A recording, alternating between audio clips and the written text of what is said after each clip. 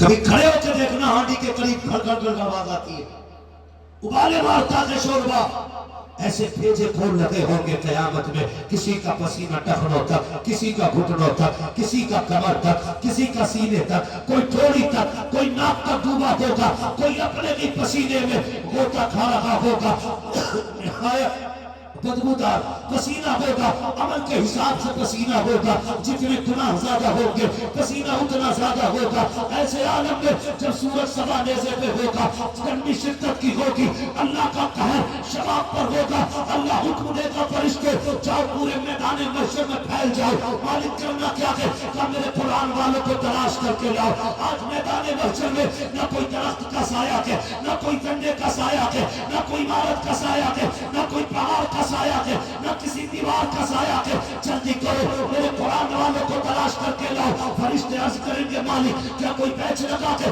کہا نہیں، کیا کوئی بلا لگا کے؟ نہیں، کیا ماتھے پہ لکھا کے؟ نہیں۔ فرشتے عرض کریں گے مالک آدم سے لے کر پیغمبر اسلام کے آخری امتی تک سارے یقین پہ کھڑے ہیں، پہچانیں گے کیسے قرآن والا کون ہے؟ اللہ فرمائے گا جاؤ، جا کر کے میدان محشر میں پھیل جاؤ، سب کے منہ سونگو، جس کے منہ سے مشک کی خوشبو آتی ہوگی وہی میرے قرآن کا قاری ہو۔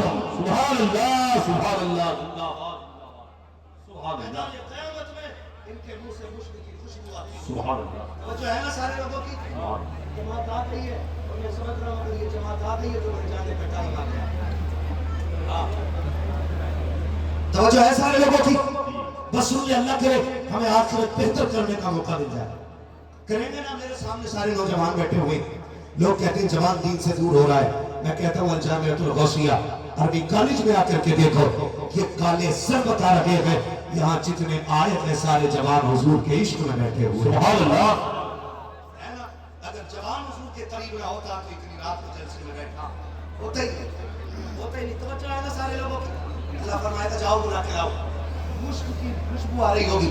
ایسے ہی قرآن والے تلاش کر کے لائے جائیں گے، جس کے منہ سے مشک کی خوشبو آئے گی وہی قرآن والا ہوگا۔ جب یہ رب کی بارگاہ میں بلائے جائیں گے، اب توجہ کیجئے گا جو بتانے لگا ہو، اللہ نے کتنی عزتیں ان کو بخشی ہے۔ جب یہ قرآن والے آئیں گے میدان قیامت میں، اللہ فرمائے گا انہیں میرے عرش کا سایہ دے دو، میرے عرش کے سائے میں کھڑا کر دو۔ یہ قرآن والے پوچھیں گے میرے پروردگار تمام اہل محشر دھوپ میں کھڑے ہیں، ہمیں یہ عزتیں کیوں دی جا رہی ہیں، ہمیں اپنے عرش کا سایہ کیوں عطا کیا جا رہا ہے؟ تو رب ارشاد فرمائے گا میرے بندو جب تم گھر سے مکتب کے لیے نکلے تھے، تمہارا باپ مزدور تھا، غریب تھا، اس نے 200 روپے تمہاری جیب میں ڈال کے کہا تھا بیٹے اسی پیسے پہ صبر کر لینا، ناجائز خرچ نہ کرنا، ضروری جگہ خرچ کر دینا۔ تم نے ان 200 روپے کو اپنی جیب میں ایسے ڈالا تھا جیسے امیر 2 لاکھ روپے ڈالتا ہے، اور تم نے امانت و دولت سمجھ کے مکتب میں قدم رکھا۔ میرے بندو تم 200 روپے لے کر کے مدرسے میں آئے، تم نے وہاں تعلیم حاصل کی، باپ غریب تھا، مرضی کے سودے نہ دلا سکا، پسند کے کپڑے نہ دلا سکا، ایک ہی بستر پہ 8 سال مدرسے میں کاٹ کے چلے گئے تھے۔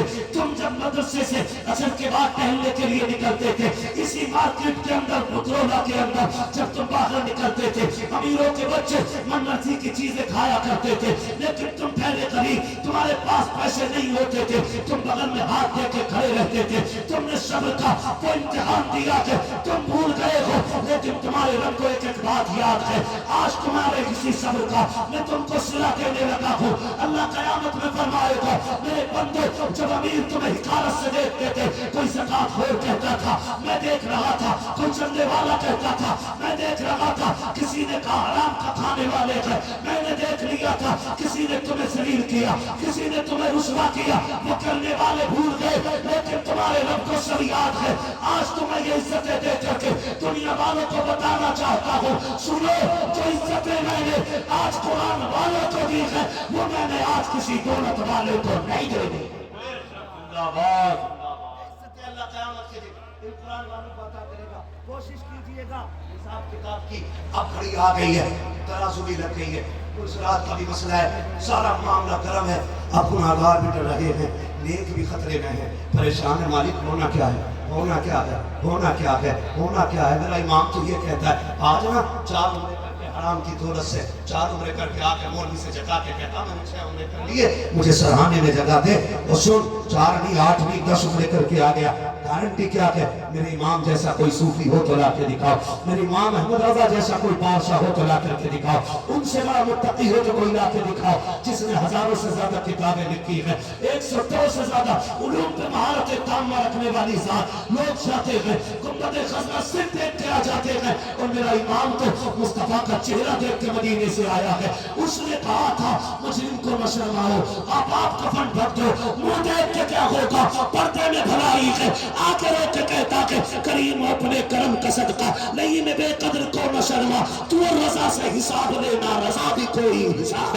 نعرہ تکبیر، نعرہ رسالت، مسلک اعلیٰ حضرت تجلیات شہ جیلہ کا انفراد۔ آخری بات سن لیں، حساب کتاب ہو چکا، 2 لائنیں رکھیں گے، ایک لائن جنت کی ہے اور ایک لائن، 2 ہی لائنیں رہ جائیں گے، ایک جنت کی اور ایک، سارے بولیں اللہ کرے ہم سب جنت والی لائن نہ ہو۔ جنہوں نے آمین کہی اللہ حضور کے صدقے میں انہیں جہنم کی لائن سے بچا دے، آمین آمین۔ اللہ سلامت رکھے۔ 2 لائنیں، ایک جنت کی اور ایک جہنم کی۔ اب سنیں ذرا، جنہوں نے قرآن والوں سے پیار کیا، ان پہ خرچ کیا، ان سے محبت کی، علماء کے قدموں میں بیٹھے، ان کی جوتیاں اٹھائیں گے، وہ سنیں جب لائن ہوگی نا جنت کی اور جہنم کی، ہے نا، یہ سارے لوگ جنت والی لائن میں کھڑے ہوں گے، یہ قرآن پڑھنے والے لوگ طلبہ جنت کی لائن میں کھڑے ہوں گے۔ فرمایا گیا جو مدرسوں میں پڑھنے والے بچے ہوتے وہ جنت کی چڑیاں ہوا کرتے، کیا ہوتے؟ جنت کی چڑیاں ہوتے ہیں۔ یہ قرآن پڑھنے والے طلبہ، یہ دین سیکھنے والے بچے، یہ جنت کے پرندے ہوتے ہیں، یہ جنت کی لائن میں کھڑے۔ اللہ نہ کرے ہم میں سے کوئی پھنسے گا اور جہنم کی لائن میں ہوگا، اب دیکھو وہ پھنسا ہوگا، وہ دیکھ رہا ہوگا کون بچائے گا، کون بچائے گا، کون بچائے گا، نظر پڑ جائے گی، حافظ جی ادھر دیکھو، یہ کہے گی کیا پہچانا نہیں، یاد نہیں ہے تمہیں؟ عربی کالج میں پڑھتے تھے، جامعہ غوثیہ میں، اور تم ایک بار باہر نکلے تھے، میں نے نا تمہیں پانی کی بوتل ہی دے دی تھی، گرمی کا موسم تھا، اوہ اچھا تم ہو جی، کیا بات ہے، کسو لوگ پھنس گیا ہوں، میں جہنم کی لائن میں آ گیا ہوں، آپ جنت کی لائن میں ہوں، وہ جو میں نے آپ کے ساتھ مہربانی کی تھی نا آج اس کا بدلہ دے دو، لائن رک جائے، اندازہ لگاؤ اگر یہاں راشن کی لائن رک جائے، ٹکٹ کی لائن رک جائے، ٹرین میں چڑھنے کی لائن رک جائے، فلائٹ سے اترنے کی لائن رک جائے، سارے شور کرنے لگتے، وہ تو جنت کی لائن رکے گی، شور ہو جائے گا، آگے کیوں نہیں بڑھتے، جلدی کرو جلدی جنت جانا ہے۔